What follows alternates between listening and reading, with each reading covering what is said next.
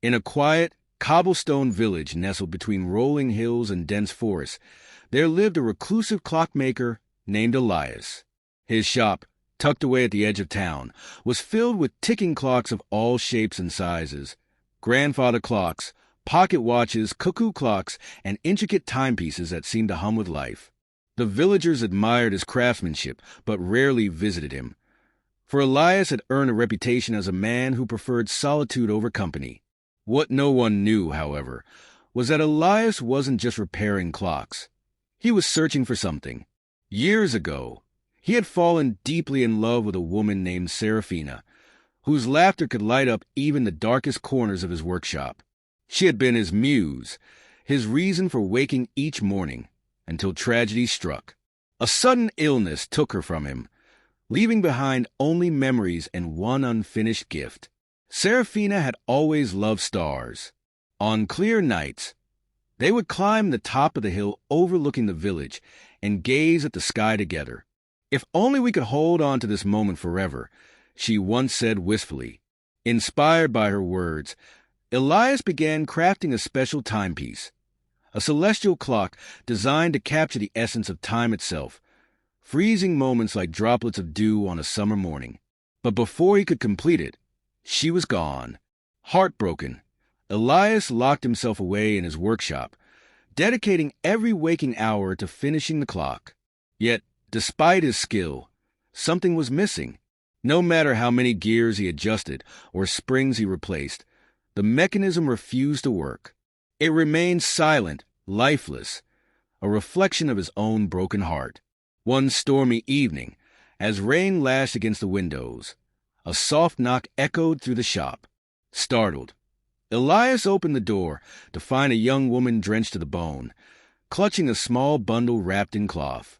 Her name was Lila, and she explained that she had been traveling through the village when the storm caught her off guard. With nowhere else to go, she asked if she might take shelter for the night. Though hesitant, Elias agreed. He offered her a chair by the fire and busied himself with tea, avoiding conversation. But Lila was not easily deterred. As the hours passed, she wandered around the shop, marveling at the clocks and asking questions about their origins. For the first time in years, Elias found himself talking, not because he wanted to, but because Lila's curiosity was infectious. Over the next few days, Lila stayed, helping Elias clean the shop and organize his tools. Slowly, the weight of his grief began to lift. One afternoon, while dusting a shelf, she discovered the unfinished celestial clock hidden beneath a velvet cloth. "What's this?" she asked, her eyes wide with wonder. Elias hesitated, then told her the story of Serafina, their love, her loss, and his futile attempt to preserve a moment that could never be reclaimed. To his surprise, Lila didn't offer pity or empty condolences. Instead, she smiled softly and said, "Maybe it's not about holding on to the past. Maybe it's about letting it guide you toward the future." Her words lingered in Elias's mind long after she left. Days turned into weeks, and though Lila continued her journey, she sent letters from distant towns, sharing stories of her adventures. Each letter brought a spark of joy to Elias's otherwise solitary existence. And slowly, he began to see what Lila had meant.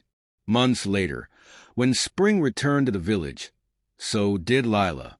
This time, she carried a gift, a delicate vial of stardust she had collected during her travels. "For your clock," she said simply.